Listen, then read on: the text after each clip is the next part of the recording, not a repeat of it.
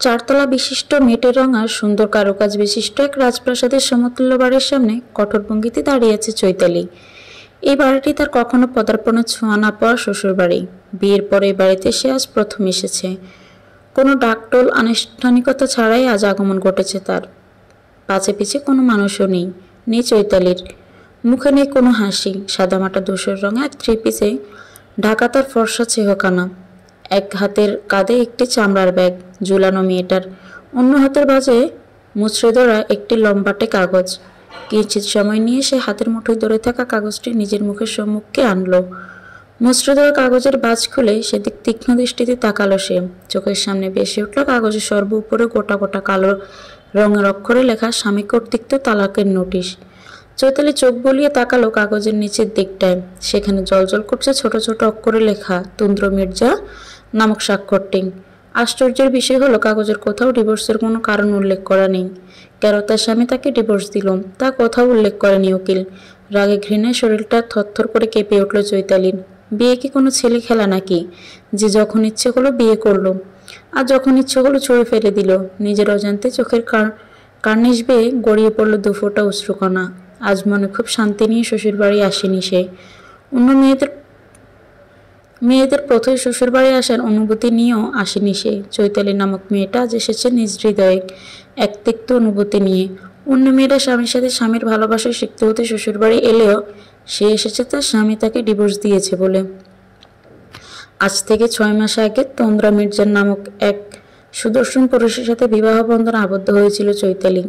নিজের পরিবার বেশ রক্ষণশীল হওয়াতে কোনো কালে প্রেমিক নামক কোনো পুরুষের আগমন ঘটেনি তার জীবনে। এমনকি ছোটবেলা থেকে কোনো ছেলে বন্ধুও ছিল না তার। 5 ভাইয়ের একটা মাত্র বোন সে।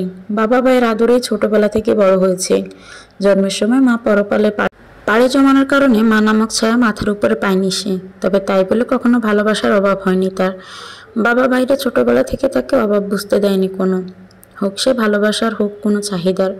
তারপর হুট করে একদিন তার বাবা ইফতেখার চৌধুরী এসে বললেন তার বিয়ে। প্রথমে বাবার এই সিদ্ধান্ত একটু মনক্ষুণ্ণ হলেও পরে বাবা ভাইদের কথায় রাজি হয়ে গিয়েছিল চৈতালি।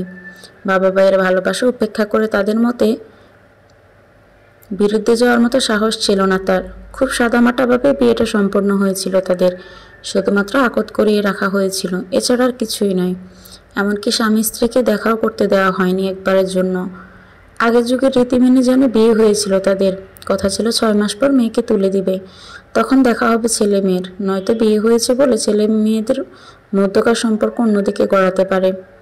আজকালকার যুগের ছেলে মেয়ে তারা, এদের সামান্য প্রেমী বিছানা পর্যন্ত চলে যায়, আর সেখানে বিয়ে হয়ে যায়।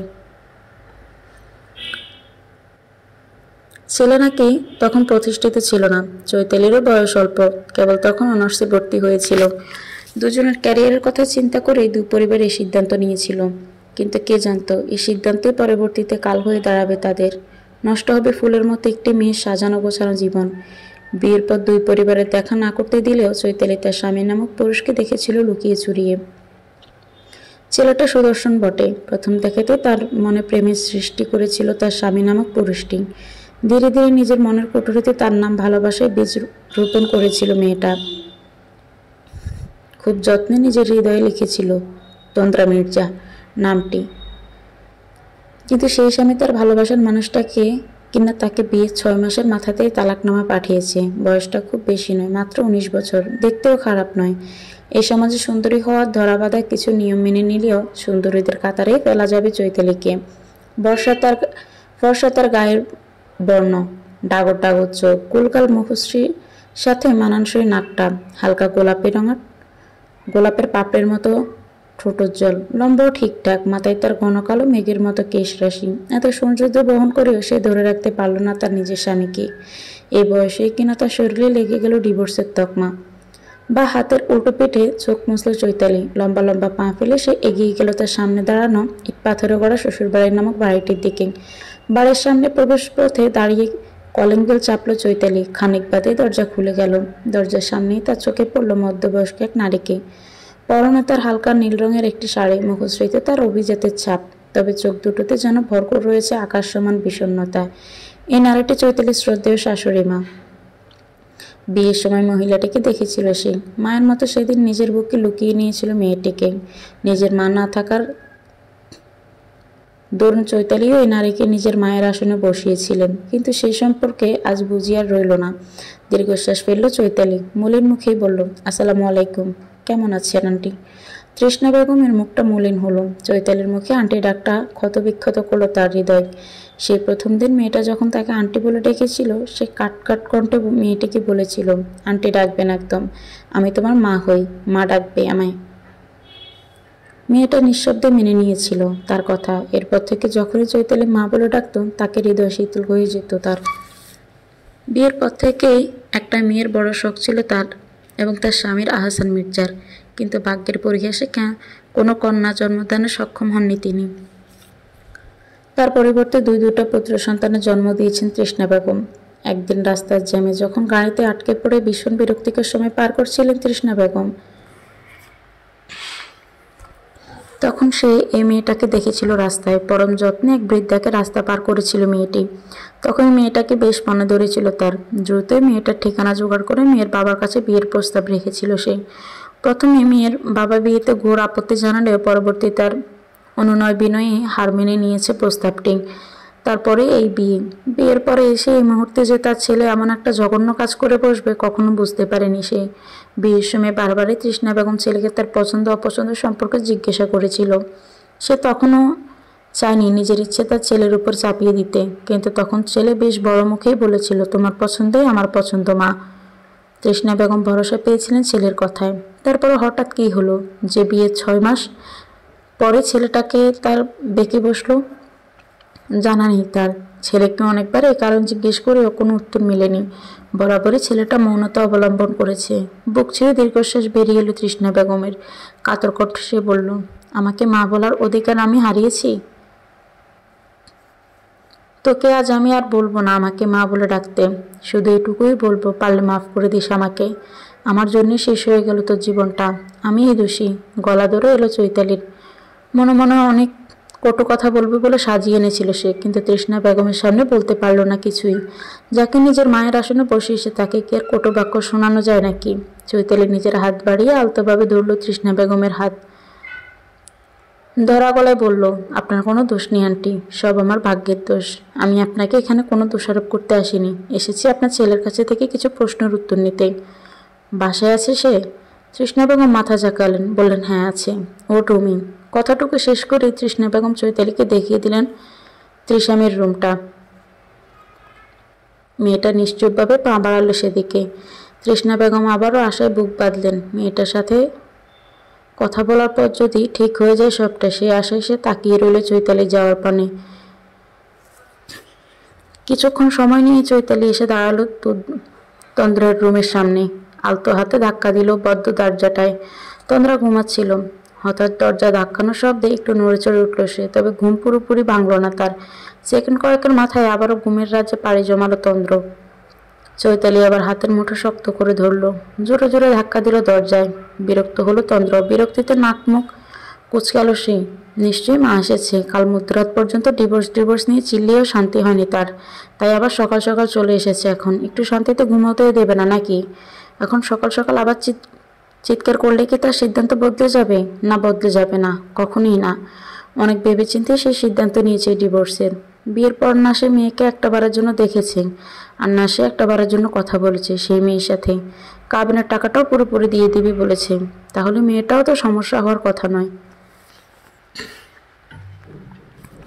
মাঝখান থেকে শুধুমাত্র তার নিজের বাবা মাই ঝামেলা করেছে। মনের মধ্যে একরাশ বিরক্তি নিয়ে বিছানা ছেড়ে উঠে দাঁড়ালো তন্দ্র। ধীর পায়ে এসে দরজাটা খুলে সামনে না তাকিয়ে বিরক্তি ভরা কণ্ঠে বলল, মা কতবার বলবো এই মেয়ের সাথে আমার সংসার করা সম্ভব নয়। আমি ভালোবাসি না তাকে। এরপরও কেন জোর করছো আমাকে? কথাটা শেষ হতে না হতেই তার গালে সপাটে একটা চড় পড়ল। আকস্মিক ঘটনায় হতভম্ব তন্দ্র। নিজের অজান্তে গালে হাত চলে গেল তার। হতবাক দৃষ্টিতে চোখ তুলে তাকালো সম্মুখে। দফায় চমকে উঠল তন্দ্র। একে সকাল সকাল কি আবার স্বপ্ন দেখা শুরু করেছেন নাকি?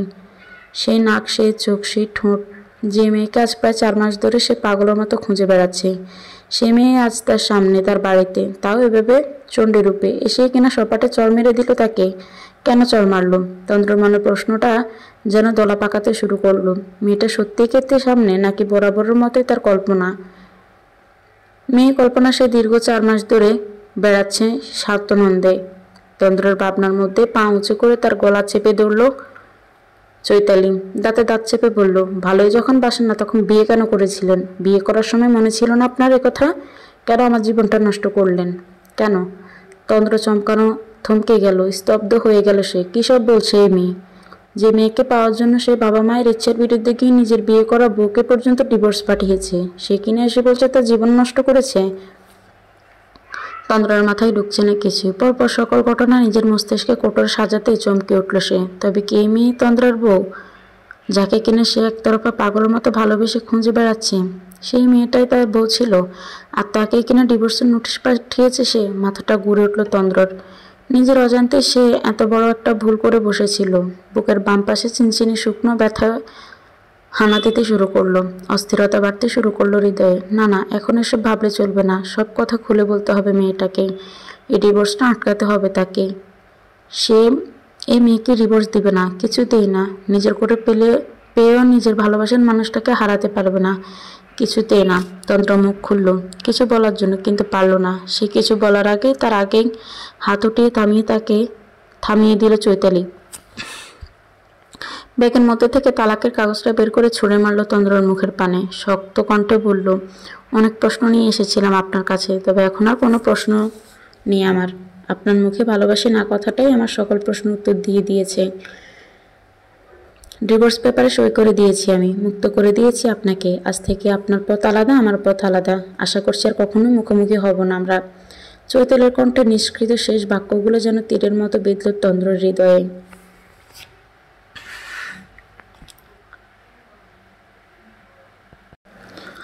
দুমড়ে মুচড়ে উঠল তার ভিতরটা। সে তো চায়নি এই মেয়ে থেকে মুক্তি, উল্টো এই মেয়ের সাথে ঘর বাঁধতেই নিজের বিয়ে করা বউকে ডিভোর্স দিতে চেয়েছিল সে কখনো ভাবতে পারেনি তার বিয়ে করা বউই তার ভালোবাসার মানুষটা। না, এখনো চুপ করে থাকা যাবে না। বিষয়টা অন্তত বুঝিয়ে বলতে হবে মেয়েটাকে, আটকাতে হবে তাকে। তন্দ্র মুখ খুলল, দ্রুত বেগে বলল, শোনো আমার কথাটা শোনো। চৈতালি শুনল না একটা কথাও। রাগে শরীর জ্বলে যাচ্ছে তার। বাড়ির ভিতরে সে ঠিক যতটা ধীর গতিতে প্রবেশ করেছিল তার থেকে দ্বিগুণ গতিতে বেরিয়ে গেল। তন্দ্র ছুটে এলো তার পিছু পিছু। পিছন থেকে ডাকলো কয়েকবার, কিন্তু শুনল না মেয়েটা। পিছন ফিরে একবারও তাকালো না সে তন্দ্রর পানে। তন্দ্র ছুটতে ছুটতে রাস্তায় বেরিয়ে এলো। দৌড়ে ধরার চেষ্টা করলো চৈতালিকে, কিন্তু পারল না। মেয়েটা চলে গেছে, তার জীবন থেকে একেবারের জন্য চলে গেছে মেয়েটা। ভাবতেই হৃদয়টা কেঁদে উঠল তার।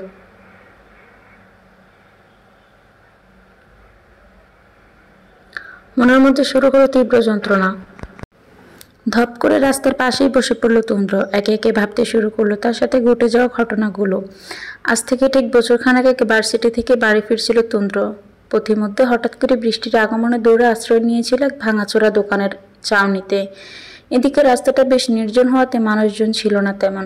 দোকান আশ্রয় নেওয়ার খানিক বাদেই জনমানবহীন স্থানে হুট করে তার কর্ণগোচর হলো কারো খিলখিল করে হাসির শব্দ। কোনো নারীর হাসির শব্দ। চমকে উঠল তন্দ্র। এমন একটা স্থানে কোনো নারী আসবে কোথা থেকে? চকিত দৃষ্টিতে সে এদিক সেদিক তাকিয়ে খুঁজতে লাগলো হাসির উৎসটা। হঠাৎই তার চোখে আটকে গেল এক বৃষ্টিবিলাসী রমণীর পানে। হালকা নীল রঙের কলেজের ড্রেস, ভিজে লেপ্টে রয়েছে শরীরে। সেদিকে খেয়াল ছিল না মেয়েটির। অষ্টাদশে সেই রমণী তো বাচ্চাদের মতো খিলখিলিয়ে হেসে ব্যস্ত ছিল বৃষ্টিবিলাসে। বৃষ্টির ফোঁটা ফোঁটা পানি ভিজিয়ে দিচ্ছিল তার বর্ষা মুখশ্রী আর গোলাপি রঙা উষ্ঠগুলো। তন্ত্র দোকানের চাউনিতে নিচে দাঁড়িয়ে মুগ্ধ দৃষ্টিতে দেখছিল এক বৃষ্টিবিলাসী রমণীকে, কিন্তু তার মুগ্ধতা হয়তো সহ্য হলো না প্রকৃতির। বৃষ্টি থেমে গেল একটু পরেই, মেয়েটাও চলে গেল। সেই প্রথম দেখাতেই তন্দ্র হৃদয়ে জায়গা করে নিয়েছিল ওই বৃষ্টিবিলাসী রমণী। ঠিক এতটাই জায়গা করে নিয়েছিল যে ঘুমের ঘরে ওই রমণীকে বেশি উঠত তার স্বপ্নে। এই প্রথম দেখাতেই তন্দ্র চিন্তায় চেতনা সম্পূর্ণভাবে জায়গা করে নিয়েছিল মেয়েটি। তন্দ্র আগে প্রথম দেখায় ভালোবাসা কথাটি বিশ্বাস করত না, তবে এই ঘটনার পর সে প্রথম দেখায় ভালোবাসা বিশ্বাস করতে শুরু করেছিল মনে প্রাণে। বেশ কয়েক মাস সে ওই রমণীকে খুঁজেও ছিল, কিন্তু কোথাও পায়নি। পাবে কিভাবে? নাম পরিচয় ঠিকানা কিছুই না জেনে কাউকে পাওয়া কি এতটাই সহজ নাকি? শেষমেশ খোঁজার আশা বাদ দিয়ে রেখেছিল সে। শুধু বিশ্বাস করেছিল যে ভাগ্যে থাকলে সেই মেয়েটি দেখা সে পাবে। এভাবে কেটে গিয়েছিল কিছু মাস। এরপর হুট করে মাস 6 আগে তার মা এসে তাকে জানালো তার জন্য নাকি মেয়ে দেখা হচ্ছে, তার কোনো পছন্দ আছে কিনা। তার তখন পছন্দ ছিল ঠিকই, কিন্তু উত্তর দেওয়ার মতো ছিল না। না সে মেয়েটার নাম জানতো, না পরিচয়, আর না ঠিকানা। এমনকি এটাও জানতো না মেয়েটা বিবাহিত নাকি অবিবাহিত, নাকি কোনো প্রেমিক আছে। মেয়েটার একটা ছবি পর্যন্ত তার কাছে ছিল না, যাকে দেখিয়ে সে বলবে, মা এই মেয়েটাকে আমাকে এনে দাও। সেদিন তার কাছে কোনো উত্তর দেওয়ার মতো প্রমাণ না থাকায় মাকে বলেছিল, তোমার পছন্দই আমার পছন্দ মা। তন্দ্র খুব করে চেয়েছিল মায়ের পছন্দকে মেনে নিয়ে জীবন কাটানোর চেষ্টা করবে সে।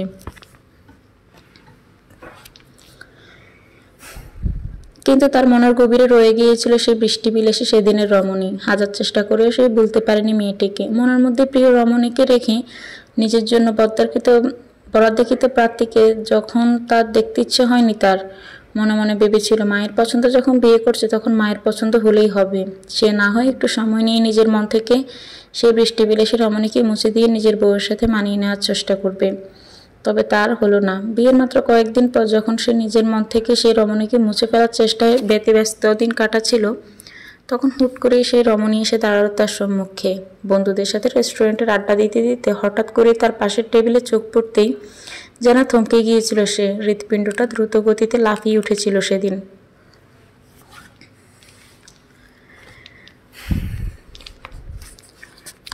হৃদয়ের কোণে আবারও সেই পুরনো প্রেম মাথাচাড়া দিয়ে উঠেছিল খুব করে। সে যে বিবাহিত সে যেন সেদিন ভুলেই বসেছিল।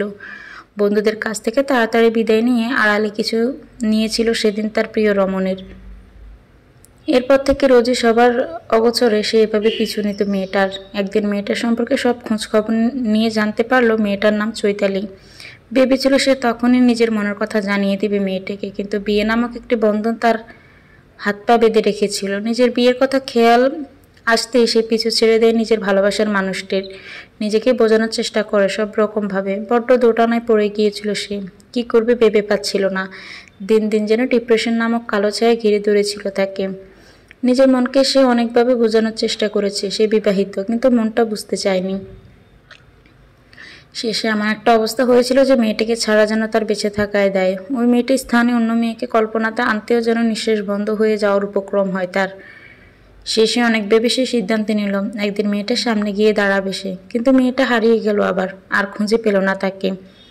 এদিকে বাবা মাও চাপ দিচ্ছিল তার বউ তুলে আনার জন্য। মেয়েটাকে আর বাপের বাড়ি ফেলে রাখতে নারাজ ছিল তার মা। মনের মধ্যে অস্থিরতা, ডিপ্রেশন, নিজের ভালোবাসার মানুষকে খুঁজে না পাওয়া, অন্য কাউকে তার স্থানে বসানো, সব মিলিয়ে হাঁপিয়ে উঠেছিল তন্দ্র।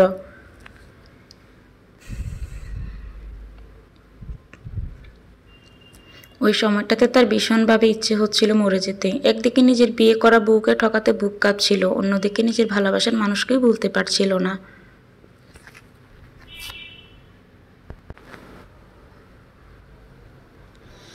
এত টানাপোড়েনে বউয়ের মুখটা দেখা বা তার নাম জানার ইচ্ছে হয়নি তন্দ্রর। সে ভেবে নিয়েছিল আত্মহত্যা করবে।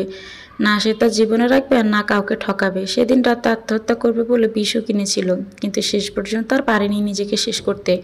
বিষ খাওয়ার ঠিক আগ মুহূর্তে তার চোখের সম্মুখে বেশি উঠেছিল বাবা মা, ভাই আর নিজের প্রিয় রমণীর মুখটা। সেদিন আত্মহত্যা না করার পাশাপাশি সেইটাও ভালোভাবে বুঝেছিল, না তার ওই রমণীকে ভোলা সম্ভব, না অন্য কাউকে ভালোবাসা সম্ভব। না জেনে না শুনে কিভাবে যে ওই রমণীর প্রতি তন্দ্রের এতটা ভালোবাসা জন্মালো সে নিজেও জানে না। হয়তো সৃষ্টিকর্তা চেয়েছেন তাই জন্মেছে, কিন্তু সৃষ্টিকর্তা তার বিয়ের আগে এটা চাইলে তো হতো।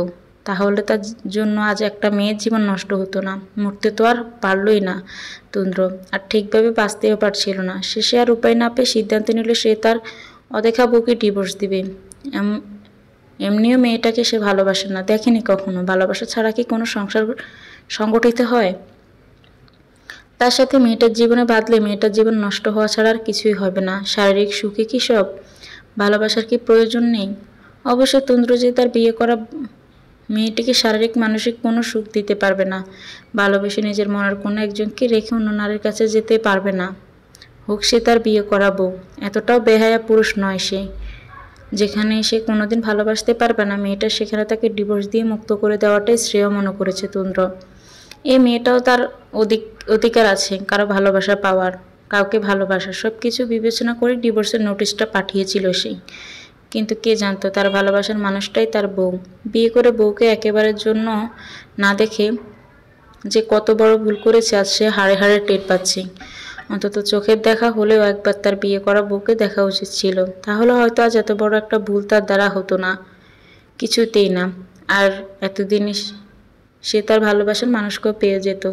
এতটা ডিপ্রেশন আর কঠিন সময় পার করতে হতো না তাকে। আত্মহত্যার মতো একটা ভয়ঙ্কর সিদ্ধান্ত নিতে হতো না। পাগলের মতো দিন যাপন করতে হতো না। সব দোষ তার। তার জন্যই আজ এমনটা হচ্ছে। এখন সে একটা বার অন্তত নিজের বউয়ের ছবি দেখলে কি এমন হতো।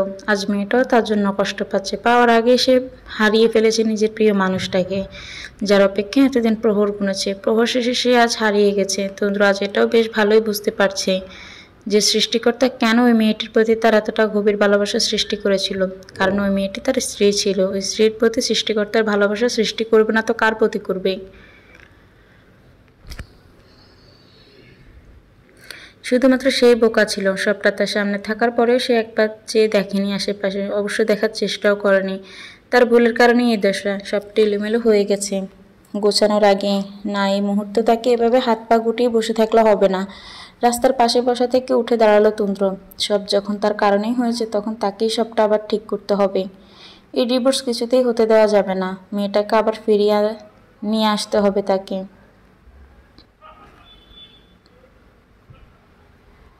এখন সবার আগে গিয়ে ডিভোর্স পেপার ছিঁড়তে হবে। এই ডিভোর্স আটকাতে হবে। কিন্তু ডিভোর্স পেপার ছিঁড়লেই কি ডিভোর্স আটকে যাবে? তন্দ্র আর চৈতালির আবারও কি মেয়েটা ফিরে আসবে তার কাছে? এত কিছু ভাবার এখন সময় নেই তন্দ্রর। সে আর দেরি করলো না বেশি। যে পথে এসেছিল সে পথে আবার ছুটটা লাগলো বাড়ির দিকে। বেলা গড়িয়েছে কিছুটা। সূর্যটা এখনও তার সম্পূর্ণ প্রখরতা নিয়ে জ্বলে না উঠলেও কিছুটা প্রখরতা অর্জন করেছে। ধীরগতিতে উঠে আসতে শুরু করেছে মাথার উপরে। চৈতালি ধীর পায়ে এগিয়ে গিয়ে দাঁড়ালো তাদের বাড়ির সামনে। দেয়ালে ঠেস করে হাত দিয়ে উঠালো কলিং বেলটা বাজানোর উদ্দেশ্যে। কিন্তু সে শক্তি আজ যেন পাচ্ছে না সে। তন্দ্রের সম্মুখে তো নিজের আত্মসম্মান বোধ এবং ক্রোধের জেরে সই করে ছুড়ে দিয়ে এসেছে ডিভোর্স পেপার। কিন্তু এই মুহূর্তে তার হৃদয়ের অবস্থান যে কতটা নাজুক হয়ে পড়েছে তা একমাত্র সেই জানে। চিৎকার করে কাঁদতে ইচ্ছে করছে তার, কিন্তু পারছে না। নিঃশ্বাসটা যেন এই মুহূর্তে বন্ধ হয়ে যেতে চাইছে হৃদয়ের তীব্র দ্রোহণে। জীবনের প্রথম ভালোবাসা তার স্বামী নামক পুরুষের সাথে আজ সকল সম্পর্ক বিচ্ছিন্ন করে চলে এসেছে সে।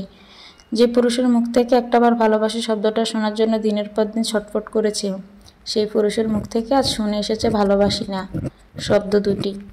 যন্ত্রণা যেন জ্বলে যাচ্ছে চৈতালির ভিতরটা।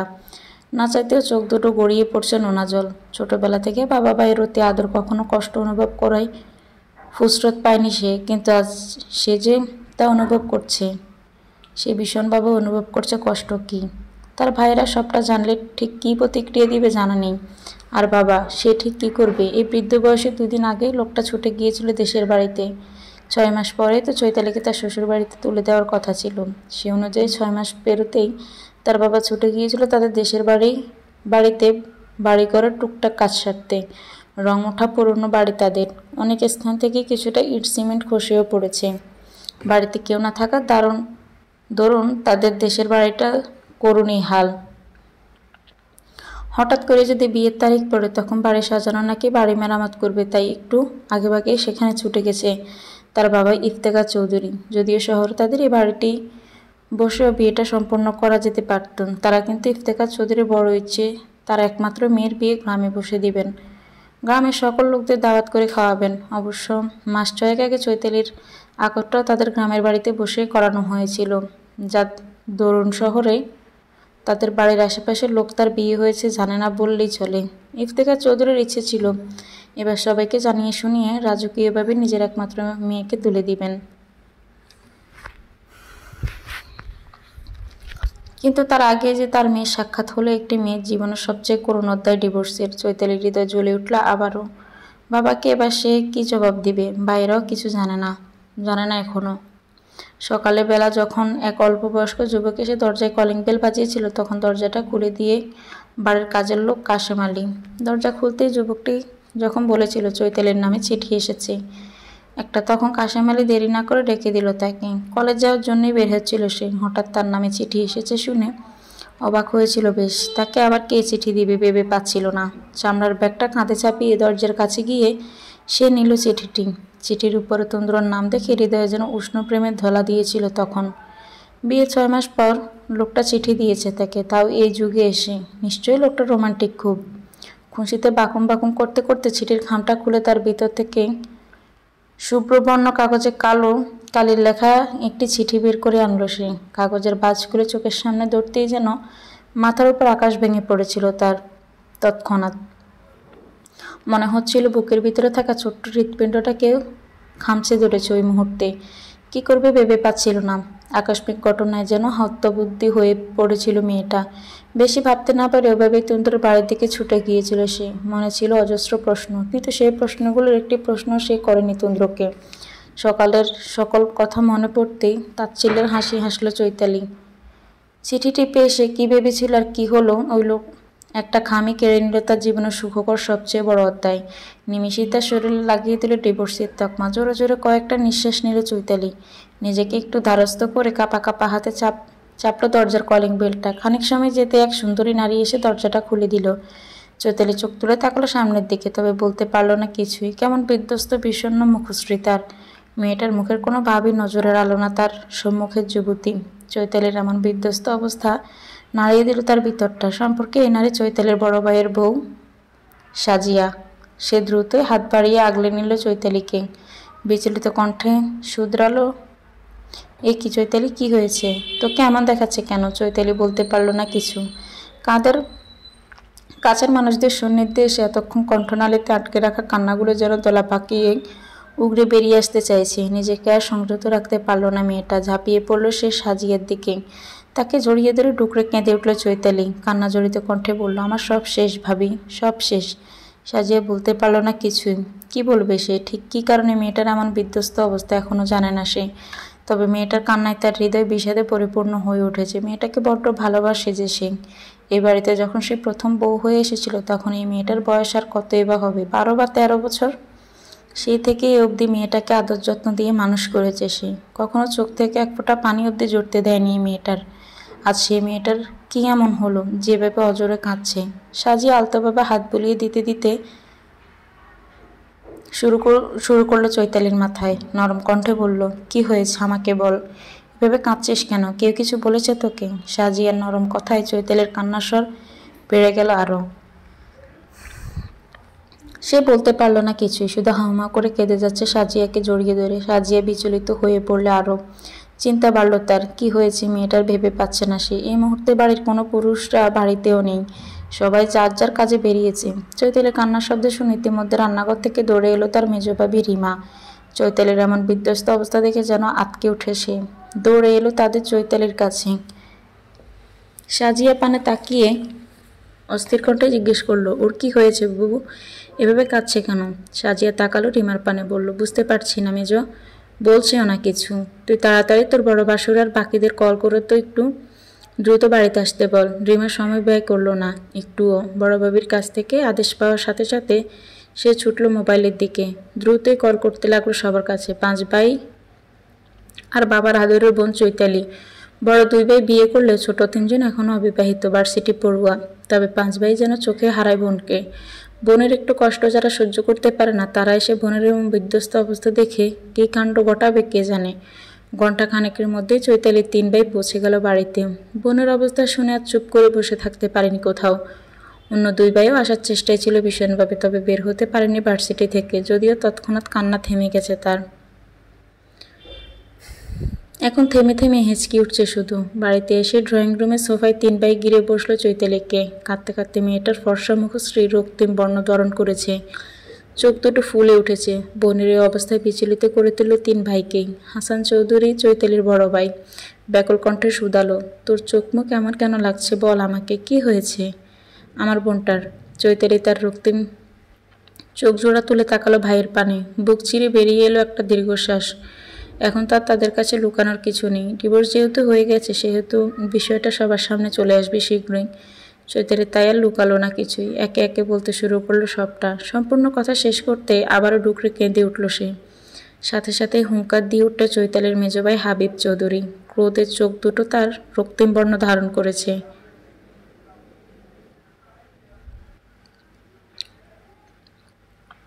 কপালের রগগুলো ফুলে নীলচে বর্ণ ধারণ করেছে। গভীর ক্রোধে মত্ত হয়ে এসে সোফা ছেড়ে উঠে দাঁড়ালো। সোফার গায়ে একটা লাথি মেরে হুঙ্কার তুলে বলল, কুত্তার বাচ্চার এত বড় সাহস আমার বোনকে কাঁদিয়েছে, আমার বোনের জীবন নিয়ে চিনিমিনি খেলা শুরু করছে, ওকে তো আমি আজ খুন করে ফেলবো। ক্রোধে ফুঁসে উঠল চৈতালির বড় ভাই হাসান চৌধুরী এবং সেজ ভাই হামিদ চৌধুরীও। যে বোনের চোখে থেকে তারা কোনোদিন এক ফোঁটা অশ্রু করাতে দেয়নি, আজ সেই বোনকে কাঁদিয়েছে কোনো এক ছেলে। হাসান চৌধুরী সোফা ছেড়ে উঠে দাঁড়ালো, কণ্ঠে ক্রোধ এঁটে বলল, আগেই বলেছিলাম এত তাড়াতাড়ি আমি আমার বোনকে বিয়ে দেব না। কিন্তু বাবা আমার কোনো কথা শুনলেন না তখন। ছেলে নাকি ভালো ভীষণ, তাই বাবা বিয়েটা দিয়েই দিলেন। ছেলে যদি এতই ভালো হয় তবে আজ কেন আমার বোনের এই দশা? আমার বোনকে কাঁদিয়েছে ওর এত বড় কলিজা, ইচ্ছে তো করছে ওর কলিজা টেনে ছিঁড়ে ফেলতে। সেজ ভাই হামিদ চৌধুরী মনে মনে তীব্র ক্ষেপে থাকলেও এই সময় চুপ থাকাটা শ্রেয় মনে করলেন তিনি। ভাইয়েরা এমনিতেই ক্রোধে অন্ধ, এই সময় যদি সেও তাদের সাথে যোগ দেয় তবে চারিদিকে কে সামলাবে? বোনের অবস্থাটাও তো ভীষণ নাজুক। হামিদ চৌধুরী এগিয়ে গেল আদরের বোনের কাছে, বোনের মাথায় হাত বুলিয়ে আশ্বাসের সুরে বলল, কাঁদিস না বোন, আমরা তোর ভাইয়েরা আছি না, সব ঠিক করে দেব।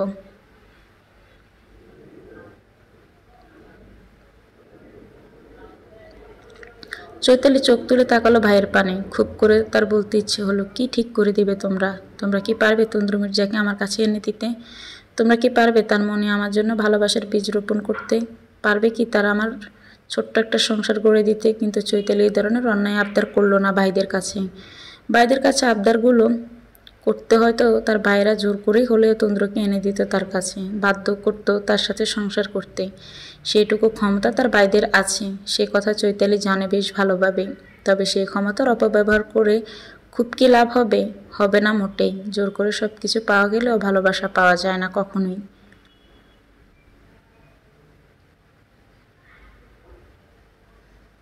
ভালোবাসা হলো মনস্তাত্ত্বিক ব্যাপার, যেখানে হাত নেই সেখানে আমাদের কারো। যে মানুষটা ভালোই বাসে না চৈতালিকে, তাকে ছেড়ে যেতে চায়, তাকে চৈতালিও আটকে রাখতে চায় না। যে চলে যেতে চায় তাকে যেতে দেওয়াই উচিত। চলে যেতে চাওয়া মানুষকে ক্ষমতার অপব্যবহার করে নিজের কাছে আটকে রাখার মতো এত বড় আত্মসম্মানহীন নারীও নয় চৈতালি। তাই তো অত্যন্ত ভালোবাসার পরেও সে আজ ভালোবাসার মানুষটাকে মুক্তি দিয়ে এসেছে, তাদের পথ সম্পূর্ণ আলাদা করে এসেছে। চৈতালির বড় ভাইও এসে বসলো তার পাশে, দুই ঠোঁট ফাঁকা করে বলতে উদ্যত হলো কিছু একটা, তবে বলতে পারল না। তার আগে বাড়ির কলিং বেলটা বেজে উঠল শব্দ করে।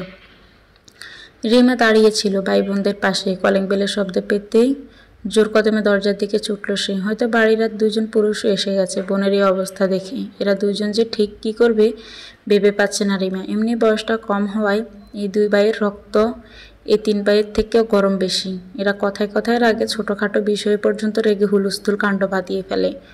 মনে একরাশ ভয় নিয়ে দরজা খুলল রিমা। সম্মুখে তাকাতেই যেন আটকে উঠল সে। এ কে? তন্দ্র মির্জা, তাও এই সময় এই বাড়িতে?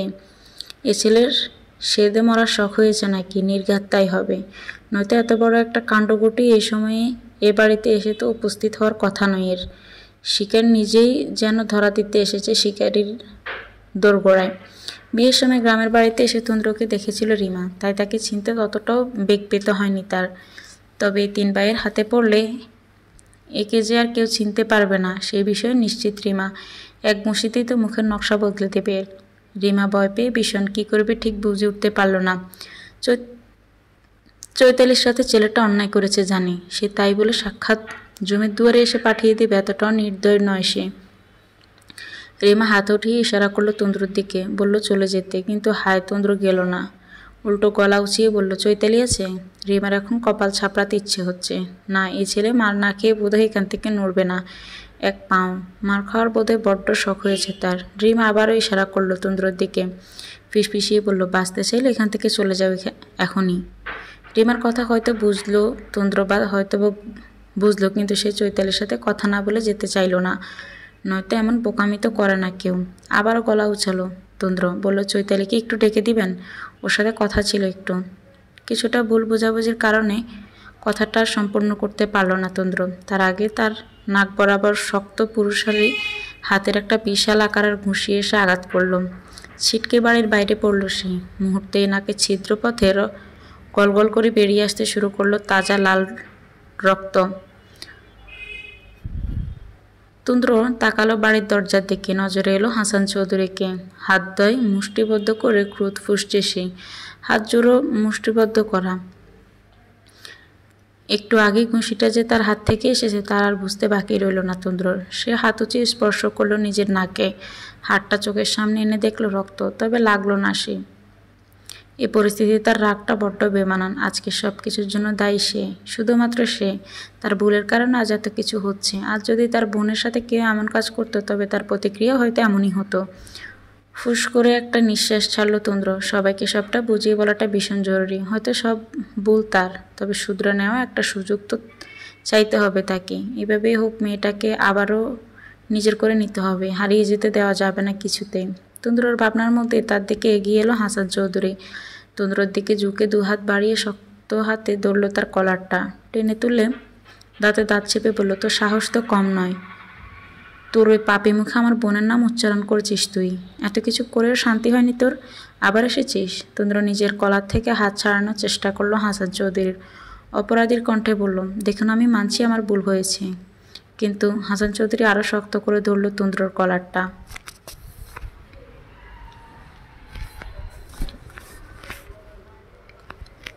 ক্রোধিত কণ্ঠে বলল, তোর কিন্তু তুই রাখ। তোর এত বড় সাহস, তুই আমার বোনকে কাঁদিয়েছিস। যে বোনের চোখ থেকে আমরা আজ পর্যন্ত এক ফোঁটা পানি পড়তে দেইনি, সেই বোনকে কাঁদিয়েছিস তুই। তোকে তো আজ আমি মেরেই ফেলবো। কথাটা বলে মাঠের দিকে আবারও ছুঁড়ে মারল তুন্দ্রকে। পা উঁচিয়ে লাথিয়ে হাঁকিয়ে এগিয়ে গেল তার দিকে, কিন্তু মারতে আর পারল না। আর তার আগে তার মেজো এবং সেজো ভাই হাবিব চৌধুরী ও হামিদ চৌধুরী এসে ঝাপটে ধরল হাসান চৌধুরীকে। যতই তারা রেগে থাকুক, তাদের চোখের সামনে এভাবে তাদের বড় ভাই মেরে ফেলবে কাউকে, তা তো আর দেখতে পারে না তারা। মানবিকতা হলেও তো একটা বস্তু আছে, তাই না? দুই ভাই আটকে দেওয়ার পরও শান্ত হলো না হাসান চৌধুরী, বরং সে গর্জে উঠল আরও। তাদের থেকে নিজেকে ছাড়ানোর চেষ্টা করলো খুব করে।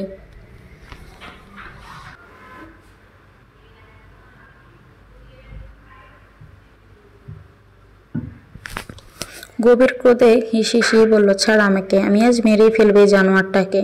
ততক্ষণে চৈতালি ছুটে এসেছে বাইরে। হাজার হলে এই ছেলেটাকে ভালোবাসে সে, যতই রাগ অভিমান দূরত্ব থাকুক না কেন। তাই বলে নিজের চোখের সামনে নিজের ভালোবাসার মানুষটাকে মার খেতে দেখেও কষ্ট হবে না এমন তো নয়। তার বাইরের থেকে তুন্দ্রকে মার খেতে দেখে তার হৃদয়েও কষ্ট হচ্ছিল ভীষণ, তাই তো ছুটে এসেছে সে। চৈতালির পথ আগলে দাঁড়ালো বড় ভাইয়ের, কান্না জড়িত কণ্ঠে বলল, ওনাকে মেরো না আর, প্লিজ ছেড়ে দাও ওনাকে। বোনের চোখের অশ্রু কিছুটা শান্ত করলো হাসান চৌধুরীকে। বোনের পানে শীতল দৃষ্টিতে তাকালো সে, নরম কণ্ঠে বলল, তোকে এতটা কষ্ট দেওয়ার পরও তুই এই জানোয়ারটাকে বাঁচাতে চাইছিস বোন? চৈতালি তাচ্ছিল্যের হাসি হাসলো, বলল, কষ্ট? এটা তো আমার ভাগ্যে ছিল বড় ভাইয়া, এখানে দোষ নেই কারোই। কপালে যা নিয়ে জন্মেছি তাই তো হবে। আমি এই বিষয়ে কাউকে দোষ দিতে চাইছি না ভাইয়া। হাসান সাহেব হয়তো বুঝলেন বোনের অবস্থাটা। সে শান্ত ভঙ্গিতেই নিজেকে ছাড়িয়ে নিলেন হাবিব চৌধুরী এবং হামিদ চৌধুরীর বন্ধন থেকে। অতঃপর তীক্ষ্ণ দৃষ্টিতে তাকালো তুন্দ্রের পানে, চিবিয়ে চিবিয়ে বলল, আজ শুধু আমার বোনের জন্য বেঁচে গেলি তুই, নয়তো আজ তোকে মেরে রাস্তার কুকুর দিয়ে খাওয়াতাম আমি। কথাটা সম্পূর্ণ করে গটগট করে সে চলে গেল ঘরের ভিতরে। তার পিছু পিছু হাবিব চৌধুরী এবং হামিদ চৌধুরীও চলে গেল ভিতরে। তারাও কথা বাড়ালো না। আর বাইরে শুধু পড়ে রইল চৈতালি এবং তুন্দ্র। চৈতালিও পা বাড়ালো ভিতরে যাওয়ার জন্য। এই লোকের সাথে তার তো আর কথা থাকতে পারে না কোনো। তুন্দ্রকে উপেক্ষা করে বাড়ির ভিতরে চৈতালি প্রবেশ করতে চাইলেও প্রবেশ করতে পারল না। তুন্দ্র পিছন থেকে হাত টেনে থামিয়ে দিল তাকে। হঠাৎ প্রিয় পুরুষের স্পর্শে কেঁপে উঠল মেয়েটা। এই প্রথম তার প্রিয় মানুষের স্পর্শ লাগলো তার অঙ্গে, হোক সেটা খুবই সামান্য। অনুভূতিরা যেন প্রজাপতির মতো ডানা মেলে উঠতে চাইল তার মনের মণিকোঠায়। তবে সেই অনুভূতিকে প্রশ্রয় দিল না চৈতালি। পিছনে ঘুরে শক্ত কণ্ঠে বলল, আপনাকে আমার হাত ধরার অধিকার দেইনি মিস্টার তুন্দ্র মির্জা। তুন্দ্র চুপসে গেল কিছুটা। হয়তো অন্য সময় হলে অধিকার দিতে হতো না। স্বামী হিসেবে স্ত্রীর হাত ধরার অধিকার এমনিতেই থাকতো তার। তবে এখনকার পরিস্থিতি ভিন্ন। এই পরিস্থিতিটা মেয়েটাকে রাগিয়ে দিয়ে বা তার সাথে ঝগড়া বিবাদে জড়িয়ে তার লাভ হবে না, উল্টো পরিস্থিতি আরও খারাপ হবে। তুন্দ্র ছেড়ে দিয়ে চৈতালির হাতটা কাতর কণ্ঠে বলল, তোমার সাথে আমার কথা ছিল কিছু, প্লিজ আমার কথাগুলো শোনো একবার। চৈতালি শুনল না তুন্দ্রর কোনো কথা। কাট কণ্ঠে বলল, আপনার সাথে আমার আর কোনো কথা থাকতে পারে না, ভুলে যাবেন না আপনার সাথে আমার ডিভোর্স হয়ে গেছে।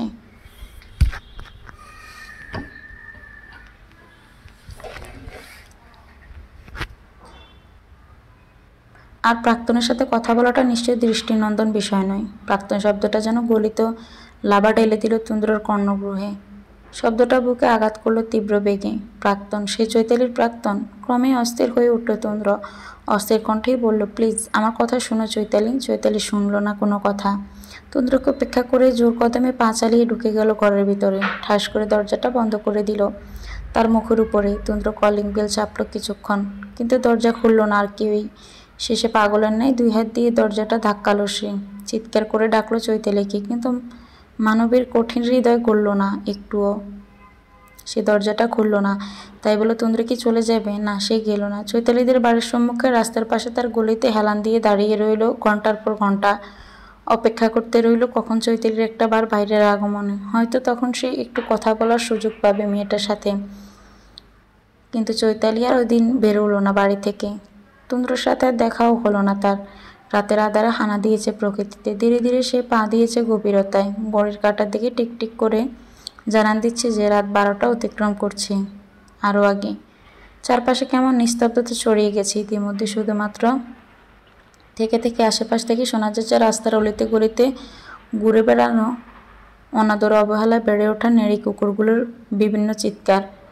তাদের সাথে সাথে আজ বুঝি বিষণ্ণতায় ছেয়ে গেছে তুন্দ্র নামক মানবের দেহ। সে এখনো দাঁড়িয়ে আছে চৈতালির বাড়ির সম্মুখে, কিন্তু মেয়েটার দেখা পায়নি আজ সে একবারের জন্য। মেয়েটা বাইরে বের হয়নি আজ। হয়তো হৃদয় কঠিন আঘাত জর্জরিত হয়ে বাইরে বের হওয়ার শক্তি হারিয়ে ফেলেছে মেয়েটা। তুন্দ্র সেই সকাল থেকে চৈতালির বাড়ির সম্মুখে দাঁড়িয়ে থাকার দরুন পেটে কিছু পড়েনি এখনো।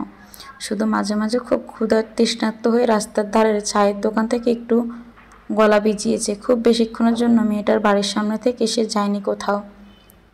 পাছে যদি তার অনুপস্থিতিতে বাড়ি থেকে বেরিয়ে আসে চৈতালি, আত্মার সাথে দেখা না হয় সেই ভয়ে। সারাদিন না খেয়ে থাকার দরুন শরীরটাও বেশ দুর্বল হয়ে পড়েছে তুন্দ্রর। দাঁড়িয়ে থাকার শক্তি যেন আর পাচ্ছে না সে। পেটের ক্ষুধা থাকলে অন্তরে জ্বালা ভরপুর। কোনো খাবারের রুচিও হচ্ছে না তার। তুন্দ্র দুর্বল দৃষ্টিতে শেষ একবার তাকালো চৈতালির বাড়ির পানে। এখন আর মেয়েটার বাড়ি থেকে বের হওয়ার সম্ভাবনা নেই কোনো। হতাশার নিঃশ্বাস ফেলল সে। অতঃপর উঠে বসল নিজের গাড়িতে। গাড়ি স্টার্ট দিয়ে ধীরগতিতে রওনা দিল বাড়ির দিকে। তৃষ্ণা বেগম অধীর আগ্রহে বসেছিলেন ছেলের বাড়ি ফেরার অপেক্ষায়। সেই যে ছেলেটা বেরিয়ে গেল আর এলো না। ছেলের চিন্তায় ঘুমেরাও ধরা দিচ্ছিল না তার চক্ষুদ্বয়ে।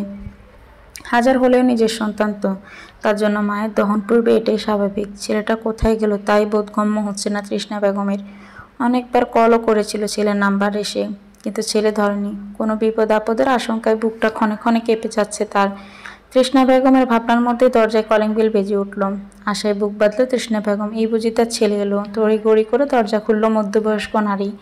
দরজাটা খুলতে ছেলের বিধ্বস্ত মুখশ্রী দৃশ্যমান হলো তার সম্মুখে। কলিজাটা মোচড় দিয়ে উঠল তৃষ্ণা বেগমের। কোনো মা কি আর তার ছেলের এরকম বিধ্বস্ত অবস্থায় দেখে সহ্য করতে পারে নাকি? ছেলের এমন অবস্থা দেখে বিচলিত হয়ে পড়লেন তিনি। অস্থির কণ্ঠে বললেন, কি হয়েছে তোর তুন্দ্র? তোকে এমন দেখাচ্ছে কেন? তুন্দ্র জবাব দিল না মায়ের কথায়।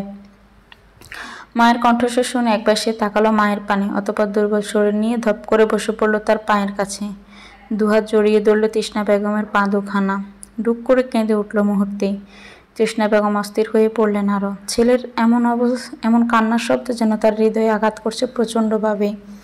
ক্রমেই ব্যাকুল হয়ে উঠেছেন তিনি। ব্যাকুল কণ্ঠে সে বলল, কি হয়েছে বাবা? এভাবে কাঁদছিস কেন?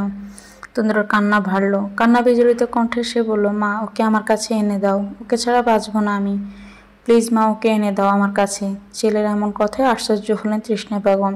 তবে কি তার ছেলে আসক্ত হয়েছে অন্য কোনো নারীতে, যার দরুন সে চৈতালির মতো একটা মেয়েকে ডিভোর্স দিতে উতলা হয়ে উঠেছিল? বিয়ে হয়েছে জেনে অন্য নারীতে আসক্ত। সে কি এই শিক্ষা দিয়েছিল তার ছেলেকে? এতক্ষণ ছেলের কান্না তৃষ্ণা বেগম ব্যতীত হলেও ছেলের মুখের কথা শুনে ভীষণ রাগ হলো তার। রাগে তুন্দ্র থেকে পা ছাড়িয়ে নিল সে। ক্রোধিত কণ্ঠে বললেন, কাকে এনে দিব? তুন্দ্রর কান্না থামলো কিছুটা। অশ্রুসিক্ত দৃষ্টিতে তাকালো মায়ের দিকে। বলল, চৈতালি। চৈতালিকে এনে দাও আমার কাছে মা। ওকে ছাড়া বাঁচব না আমি। তুন্দ্রর মুখে চৈতালির নাম শুনে অবাক হলেন তৃষ্ণা বেগম। এ তো ভূতর মুখে রাম নাম।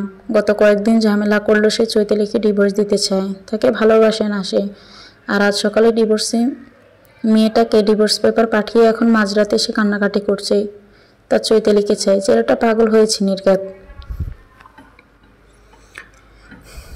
তৃষ্ণা বেগম মুখ খুললেন কিছু বলার জন্য, কিন্তু তিনি মুখ থেকে কোনো শব্দ বের করার আগে তাদের পেছনে কারো থেকে বরাট কণ্ঠের আওয়াজ বেশি এলো। তৃষ্ণা বেগম তার তন্দ্রর দিকে সেদিকে তাদের চোখের সামনে দৃশ্যটা হলো আহসান মির্জার চেহারাটা। চোখ মুখ শক্ত, তার দেখেই বোঝা যাচ্ছে ভীষণ রেগে আছে লোকটা। অবশ্য ছেলের এমন আচরণে কেই বা রেগে না থাকতে পারে। আহসান মির্জা চোখ মুখ শক্ত করে এগিয়ে এলেন ছেলের দিকে, গম্ভীর কণ্ঠে বললেন, এনে দিয়েছিলাম তো, কিন্তু তুমি রাখতে পারোনি তাকে। তন্দ্র মাথা নত করে ফেলল, অপরাধী কণ্ঠে বলল, মানছি ভুল করেছি আমি, আমার ভুলে হারিয়ে ফেলেছি তাকে, কিন্তু আমার কর্মের জন্য আমি অনুতপ্ত। আমার ভুলের জন্য আমাকে যা শাস্তি দেবে আমি মাথা পেতে নেব। তবু প্লিজ ওকে এনে দাও আমার কাছে। আমার চৈতালিকে চাই, প্লিজ তোমরা আমাকে চৈতালিকে এনে দাও। আমি জীবন আর তোমাদের কাছে কিচ্ছু চাইব না, শুধু চৈতালিকে এনে দাও আমার কাছে।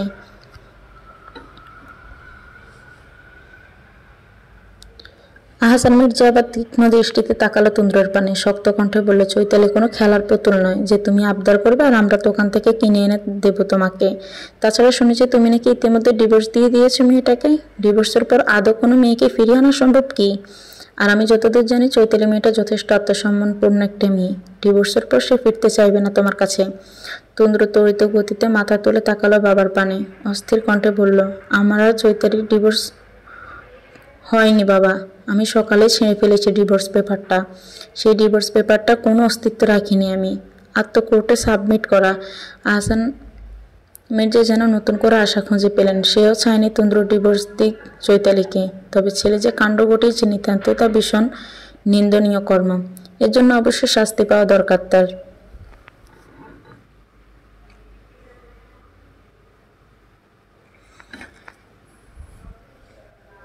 আহসান মির্জা তাকালেন ছেলের পানে, থমথমে কণ্ঠে বললেন, তাহলে এখন একটা সুযোগ আছে তোমার কাছে। সুযোগের সদ্ব্যবহার করো আর নিজের বউকে ফিরিয়ে আনো নিজের কাছে। বোকামি অনেক করেছো, নিজের ব্যক্তিব্যস্তহীন পুরুষ অনেকবার প্রমাণ দিয়েছ। এখন নিজের বউকে ফিরিয়ে এনে নিজের ব্যক্তিত্বের প্রমাণ দাও। তবে মনে রেখো, এই বিষয়ে আমরা তোমাকে সাহায্য করব না কোনো। অনেক বুঝিয়েছিলাম তোমাকে, তখন বুঝতে চাওনি আমাদের কথা। এবার নিজের ভুল তবে নিজেই শুধরে নাও। ভোরের আলো ফুটেছে, সূর্যটা তার অস্তিত্বের প্রমাণ দিচ্ছে আকাশ জুড়ে। ব্যস্ত নগরীটাও ব্যস্ত হয়ে পড়েছে ধীরে ধীরে। চারিদিকে জনমানবের সমাগম বৃদ্ধি পাচ্ছে, কিন্তু চৈতালির দেখা নেই কোথাও। গত 4টা দিন ধরে রোজ তন্দ্র এখানেই অপেক্ষা করছে চৈতালির জন্য। সে হয়তো একটা বার বাড়ি থেকে বের হবে, আর তন্দ্র একটা বারের জন্য হলেও দেখতে পাবে চৈতালির সাথে।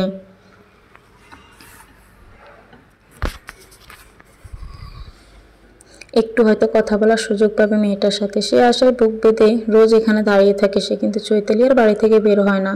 মেয়েটাকে বের হবে না বাড়ি থেকে। পঞ্চম দিনের দিন বাড়ি থেকে বেরিয়ে এলো চৈতালি, যদিও তার ভাইরা আজও তাকে বাড়ি থেকে বের হতে দিতে চায়নি।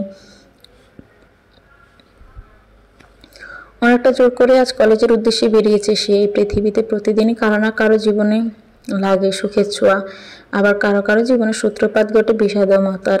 তাই বলে কি জীবন থেমে থাকে? জীবনের রূপরস গন্ধ সব কিছু হারিয়ে যাওয়ার পরও যতদিন শরীরবৃত্তীয় কার্যক্রমগুলো সচল থাকে ততদিন এগিয়ে চলে জীবন। চৈতালির জীবনেও ঘটে গেছে অনাকাঙ্ক্ষিত কিছু। তার জীবনের আঙিনা ছেয়ে গেছে বিষাদময় পোলেপনে। তাই বলে তো আর ঘরের কোণে বসে থেকে শোক পালন করলে চলবে না। তাছাড়া বাড়ির কোণে বসে থাকলে মন পাড়ায় স্মৃতির হানা দেয় বেশি। বুকের ভিতরে উতলে ওঠে কষ্টগুলো। ইচ্ছে করে তৎক্ষণাৎ মরে যেতে, আবারও ফিরে পেতে ইচ্ছে করে ভালোবাসার মানুষটাকে। সব কিছু ভুলে যাওয়া সম্ভব হয় না কিছুতেই। তাও কলেজে গেল বান্ধবীদের সাথে সময় কাটিয়ে যদি একটু ভুলে থাকা যায় নিজের জীবনের বিষাদময় অধ্যায়টা। সেই চেষ্টাতে আজ চৈতালি বেরিয়ে এসেছে বাড়ির বাইরে। বুক ছিঁড়ে দীর্ঘশ্বাস বেরিয়ে এলো চৈতালির। কাঁধ ব্যাগটা কাঁধে চাপিয়ে হাঁটা ধরল সামনের দিকে। বাড়ির বাইরের রাস্তা ধরে হাঁটতে হঠাৎই সে সম্মুখীন হলো তন্দ্র নামক পুরুষের। লোকটা দাঁড়িয়ে আছে কালো রঙের গায়ে হেলান দিয়ে। লোকটা এই কয়দিনে কেমন যেন পাল্টে গেছে বলে মনে হলো চৈতালির। চোখ মুখ শুকিয়ে গেছে লোকটার, চুলগুলো উস্কো খুস্কো, চোখের নিচে কালি পড়ে গিয়েছে। মনে হচ্ছে যেন মানুষটা ঘুমায় না অনেক দিন।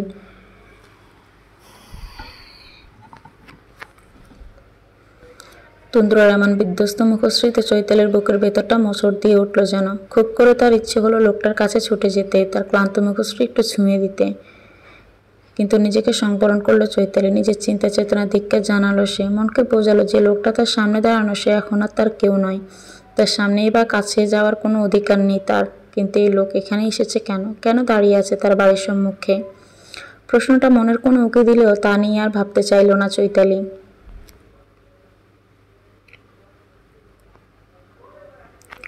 যাকে নিয়ে তার ভাবনার কোনো অধিকার নেই তাকে নিয়ে আবার ভাবতে চায় না সে। অনেক তো ভাবলো, ভেবে কি হলো? শেষ পর্যন্ত বিচ্ছেদ নামক একটা যন্ত্রণাদায়ক অধ্যায়কেই বরণ করে নিতে হলো তাকে।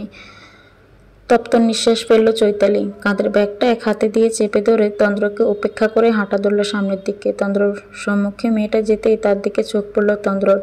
চৈতালিকে হঠাৎ সামনে দেখেই যেন চমকালো সে। মনে মনে খুশিও হলো ভীষণ। যাক, অবশেষে মেয়েটাকে তাহলে গুহা থেকে বাইরে বেরিয়েছে। এখন একটু কথা বলা যাবে মেয়েটার সাথে। মনের কোনো এক অদৃশ্য আশা খুঁজে পেল তন্দ্র। দ্রুত এসে হাঁটা ধরল চৈতালির পিছনে। পিছন থেকে তাকে ডাক দিল বার কয়েক। বলল, শোনো চৈতালি, তোমার সাথে কিছু কথা আছে। চৈতালি শুনল না, একবার ফিরেও তাকালো না তন্দ্রের পানে। উল্টো সে তার পায়ের গতি বাড়িয়ে দিল আরো। এখান থেকে পালাতে পারলে যেন এই মুহূর্তে বাঁচে সে। তন্দ্র আবারও পিছু থেকে ডাকলো তাকে। বলল, চৈতালি প্লিজ দাঁড়াও, কথা শোনো আমার। চৈতালি দাঁড়ালো না এবারও। সে যেন শুনতেই পায়নি তন্দ্রর ডাক। সম্পূর্ণভাবে তাকে উপেক্ষা করে সে হেঁটে চলেছে দ্রুত গতিতে। শেষে আর উপায় না পেয়ে তন্দ্র গলার জোর বাড়ালো আরো। এক প্রকার চিৎকার করেই সে বলল, আমি তোমাকে ভালোবাসি চৈতালি, ভীষণ ভালোবাসি।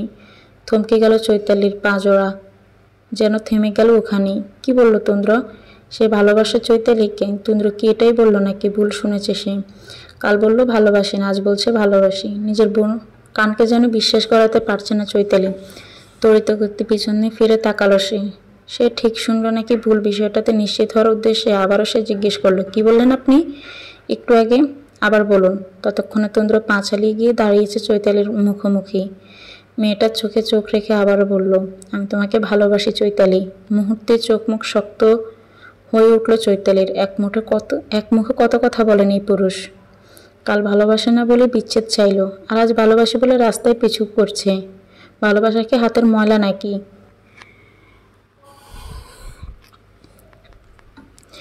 চৈতালি অগ্নিদৃষ্টিতে তাকালো তন্দ্রের পানে। শক্ত কণ্ঠে বলল, নাটক শুরু করেছেন? ভালোবাসেন না বলে ডিভোর্স দিলেন, এখন ডিভোর্সের পর বলছেন ভালোবাসেন। তোমার সাথে আমার ডিভোর্স হয়নি কোনো। আইনত তুমি এখনও আমার স্ত্রী। অবাক হলো চৈতালি। সে নিজে ডিভোর্স পেপার সই করলো। তন্দ্রের সই তো আগে থেকেই করা ছিল, তাহলে ডিভোর্স হয়নি কিভাবে? চৈতালি অবাক সুরেই বলল, মানে আমি সেদিন নিজেই ডিভোর্স পেপার সই করেছি, আপনিও করেছেন, তাহলে ডিভোর্স কিভাবে হলো না? তন্দ্র শীতল দৃষ্টিতে তাকালো চৈতালির পানে। বেশ শান্ত কণ্ঠে বলল, সে পেপার ছিঁড়ে ফেলেছি আমি, কোর্টে সাবমিট করে নিই। আর যতদূর মনে পড়ে তোমাকেও কখনো আমার মুখ থেকে 3 তালাকও দিইনি আমি। ইনফ্যাক্ট তালাক শব্দটা উচ্চারণও করিনি। তাহলে আমাদের ডিভোর্স কিভাবে হলো? চৈতালি অবাক হলো দ্বিতীয় দফায়। ডিভোর্স করে এত কিছু করে সেই লোকটাই এখন কিনা বলছে ডিভোর্স পেপার ছিঁড়ে ফেলেছে সে, সাবমিট করেনি কোর্টে। চৈতালি আবারও অবাক কণ্ঠে শুধরালো, ডিভোর্স পেপার ছিঁড়ে ফেলেছেন কেন? আপনি নিজেই তো ডিভোর্স চেয়েছিলেন তখন।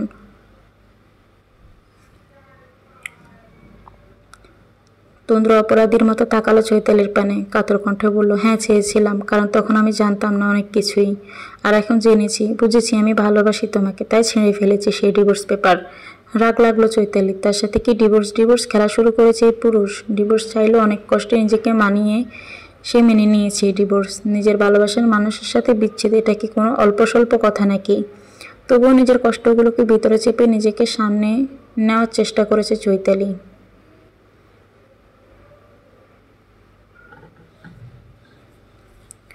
কিন্তু এই পুরুষ কি শুরু করেছে তার সাথে? একবার তাকে কষ্ট দিয়েও কি মন ভরেনি আর? তাই রোজ রোজ নতুন নতুন করে নাটক করতে চলে আসে।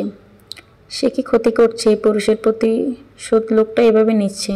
কান্না পেল চৈতালির, কিন্তু কাঁদল না সে। অনেক কষ্টে নিজের কান্না সংবরণ করে কণ্ঠে কাঠিন্য এনে বলল, নাটক করছেন আমার সাথে? আমাকে কি আপনার খেলনা মনে হয় যে যখন ইচ্ছে ডিভোর্স পাঠিয়ে দিবেন, বলবেন সই করে দিতে, আবার যখন ইচ্ছে আসে বলবেন ভালোবাসি তোমাকে, ডিভোর্স পেপার ছিঁড়ে ফেলেছি। তোমার আমার ডিভোর্স হয়নি। জীবনটাকে কি অভিনয়ের জন্য মঞ্চ বানিয়ে ফেলেছেন নাকি মিস্টার তন্দ্র মির্জা?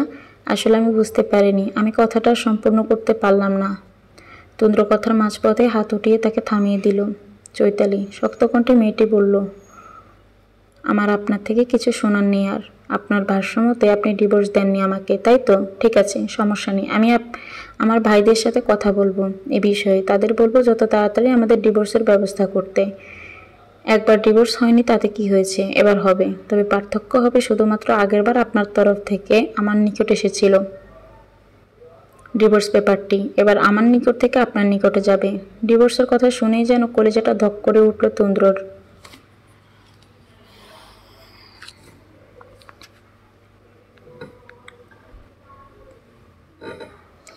আগেরবার তো নিজের ভুলে কিছু না জেনে ডিভোর্স দিতে চেয়েছিল সে, কিন্তু এবার না, সে কিছুতেই চৈতালিকে ডিভোর্স দিবে না। নিজের থেকে চৈতালিকে কিছুতেই দূরে যেতে দিবে না, যার জন্য এত কিছু তাকেই যদি আজ হারিয়ে ফেলতে হয় তন্দ্রকে। তন্দ্র অস্থির হয়ে উঠল, এগিয়ে গেল চৈতালির দিকে, নিজের 2 হাত বাড়িয়ে আলতোভাবে ধরল চৈতালির 2 হাত। অপরাধীর কণ্ঠে বলল, আমি মানছি আমি ভুল করেছি, তাই বলে তুমি আমাকে এত বড় শাস্তি দিও না প্লিজ। আমার কথাটা শুধুমাত্র শোনো একবার। চৈতালি ঝাড়া মেরে নিজের হাত দুটো ছাড়িয়ে নিল তন্দ্রের হাতের ভাঁজ থেকে।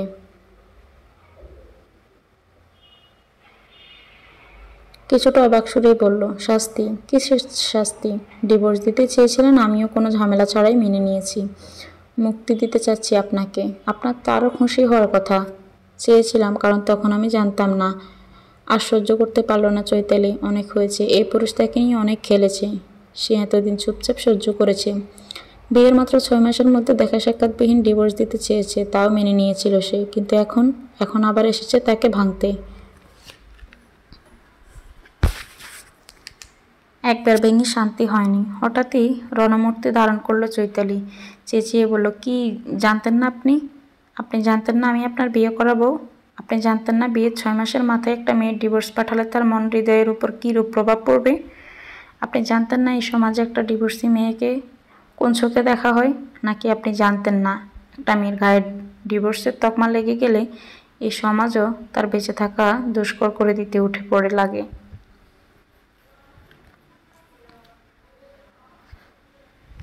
আপনি জানতেন, সবই জানতেন, শুধুমাত্র এখন না জানার ভান ধরে নাটক করছেন সবার সামনে। আপনাদের মতো পুরুষদের আমার ভালো করেই চেনা আছে। তন্দ্রের অস্থিরতা বাড়ল, অস্থির কণ্ঠে সে শুধালো, দেখো তুমি ভুল বুঝছ, আমি এগুলো কিছুই বলতে চাইনি। আমি বলতে চাইছিলাম, মেজাজ বিগড়ে গেল চৈতালির। এই মুহূর্তে এই পুরুষকে কিছুতেই সহ্য হচ্ছে না তার। চৈতালি পা বাড়ালো সামনের দিকে, বলল, আপনি কি বলতে চেয়েছেন বা চাইছেন কোনোটাই শোনার ইচ্ছে আমার নেই। পথ ছাড়ুন, যেতে হবে আমাকে।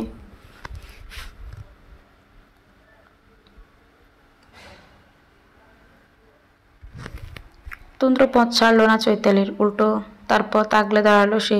অতঃপর বলল, প্লিজ চৈতালি, আমার পুরো কথাটা শোনো, তারপর না হয় শাস্তি যা দেওয়ার দিও, আমি তোমার সব শাস্তি মাথায় পেতে নেব। চৈতালি শুনল না কোনো কথা, ধাক্কা মেরে নিজের সামনে থেকে সরিয়ে দিল তন্দ্রকে। কাট কণ্ঠে বলল, যা করেছেন অনেক করেছেন, অনেক সহ্য করেছি আমি, আর সহ্য করতে পারছি না। আপনি আমার সামনে আসবেন না, আর আমাকে বিরক্ত করার দুঃসাহসও করবেন না এরপর। যদি করেন তবে আমি আমার ভাইদের ব্যাপারটা জানাতে বাধ্য হব। কথাটা বলেই হন করে চলে গেল চৈতালি। তন্দ্র আহত হলো, ক্ষতবিক্ষত হলো তার হৃদয়। অসহায় দৃষ্টিতে সে তাকিয়ে রইল চৈতালির যাওয়ার পানে। নিকষ কালো অন্ধকারে চেয়ে গেছে চারিদিক।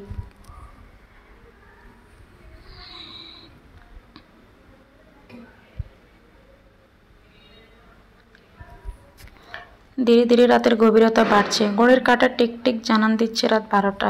চারিদিকে শুনশান নীরবতা বিরাজমান। এই জনমানবপূর্ণ শহরটায় জনমানবের কোনো সারা শব্দ নেই মুহূর্তে। হয়তো ঘুমিয়ে পড়েছে সবাই, শুধুমাত্র ঘুম নেই তন্দ্রর চোখে। নিজ কক্ষে জানালা ঘেঁষে দাঁড়িয়ে আছে সে, দৃষ্টি তার হাতের মোবাইল স্ক্রিনে। মায়ের কাছ থেকে অনেক কষ্টে, অনেক অনুনয়ের পর চৈতালির নাম্বারটাই পেয়েছে সে, কিন্তু কল করতে সাহস হচ্ছে না। কল ধরে মেয়েটা ঠিক কী ধরনের প্রতিক্রিয়া দিবে বুঝতে পারছে না। তাছাড়া রাত তো কম হয়নি, মেয়েটা কি ঘুমিয়েছে? হয়তো ঘুমিয়েছে। এই সময় কল করাটা কি ঠিক হবে? কিন্তু মনকেও যে মানাতে পারছে না সে কিছুতেই। মেয়েটাকে বুঝিয়ে যতক্ষণ না নিজের কাছে ফিরিয়ে আনতে পারছে ততক্ষণে সে শান্তি পাবে না কিছুতেই। তপ্ত নিঃশ্বাস ফেলল তন্দ্র। আর ভাবলো না বেশি। ডায়াল করলো চৈতালির নাম্বারে। পরে যা হবার হবে, এমনিতেও তো কম কিছু হয়নি ইতিমধ্যে। কম অপরাধ তো সে করেনি। এখন না হয় মাঝরাতে মেয়েটার ঘুম ভাঙানোর মতো আরও একটা অপরাধও করে ফেলুক সে। তন্দ্রার ভাবনার মধ্যে ওপাশ থেকে কলটা রিসিভ করলো চৈতালি। ভদ্রকণ্ঠে বলল, হ্যালো, আসসালামু আলাইকুম। কে বলছেন? তন্দ্র শুনল চৈতালির কণ্ঠস্বর। মেয়েটার কণ্ঠে ঘুমের লেশ মাত্র নেই, তার মানে মেয়েটা ঘুমোয়নি। তার মতোই জেগেছিল। কথাটা ভেবেও মনে মনে কিছুটা যেন স্বস্তি পেল তুন্দ্র। ভাবলো হয়তো মেয়েটার হৃদয়ে তার মতো ঝড় চলছে, যার কারণে ঘুমোতে পারেনি মেয়েটা। এপাশ থেকে কোনো উত্তর না পেয়ে কিছুটা চেতে গেল চৈতালি। একে তো এত রাতে কল করেছে, তার উপর কথা বলছে না। কিছুটা ঝাঁঝালো কণ্ঠে সে বলল, এত রাতে কল দিয়ে কথা বলছেন না কেন? সমস্যা কি?